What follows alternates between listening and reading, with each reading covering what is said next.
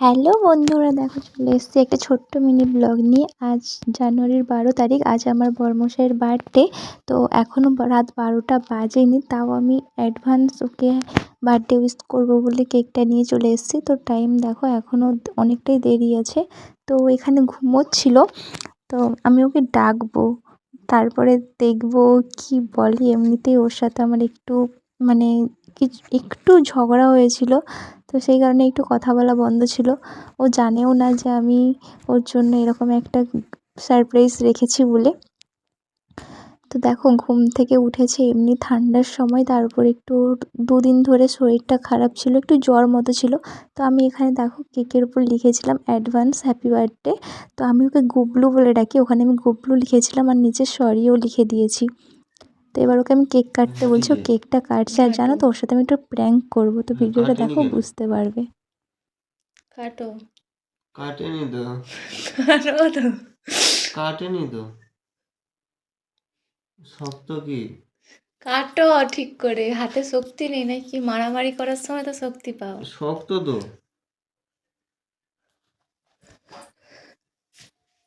कैसा लगा मेरा प्रैंक?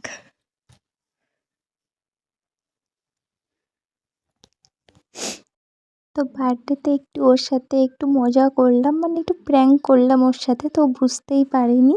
তো এটা কেক ছিল না, তো কেকটা হচ্ছে এর ভেতরে। ভিডিওটা দেখো, ওকে আমি বলছিলাম যে এটা তোলো, এটা ওপরে একটা মানে কী বলে যে মিষ্টির যে কভার, মানে মিষ্টি যেখানে মিষ্টি দোকানে যে কভার দেওয়া যে মিষ্টি দেয় না, ওইগুলো ছিল।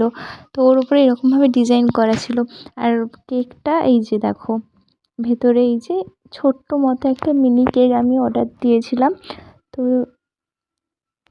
কেমন হয়েছে কেকটা আমাকে জানিও। তো ও বলছিল ওর খুব পছন্দ হয়েছে, কিন্তু এই কেকের উপরে যে বলগুলো না, ওর একটুও ভালো লাগেনি, কারণ ওগুলো নাকি খুব শক্ত।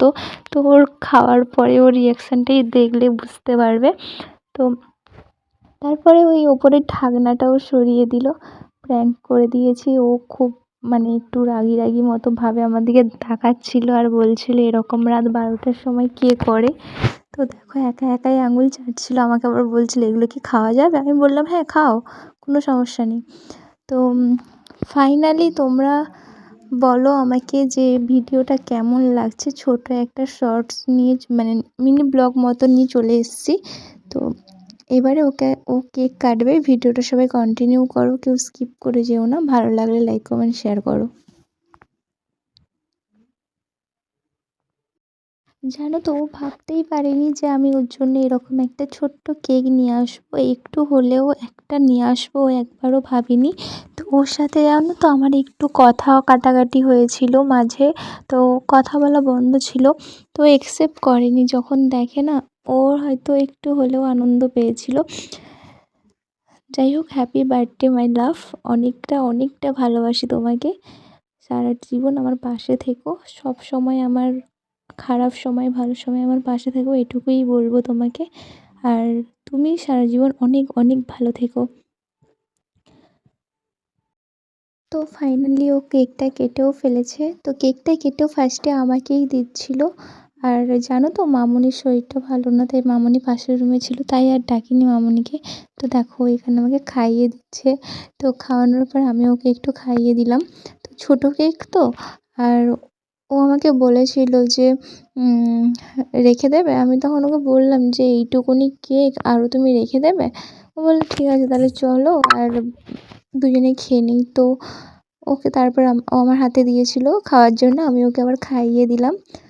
তারপরে দেখো ওর মুখটা দেখো, ওই বলগুলো না এতটাই শক্ত, তো মানে চিবোতে মানে পাচ্ছিল না। এটার স্বাদ এমনিতেই অনেক ভালো ছিল, কিন্তু বলগুলো এতটা শক্ত ছিল না, মানে মুখে পড়ছিল, কেমন একটা লাগছিল। তো যাই হোক, ভিডিও শেষে একটু মজা না করলে হয়। তো কেক খাওয়ার পরে একটু হাত ধুচ্ছিল, সেই সময় ওর মুখে না আমি না ক্রিমগুলো লাগিয়ে দিচ্ছিলাম। তো দেখো কেমন হয়ে আমার চোখ দেখাচ্ছিল। তো আজকের ভিডিওটা এই পর্যন্ত। Tata, bye bye.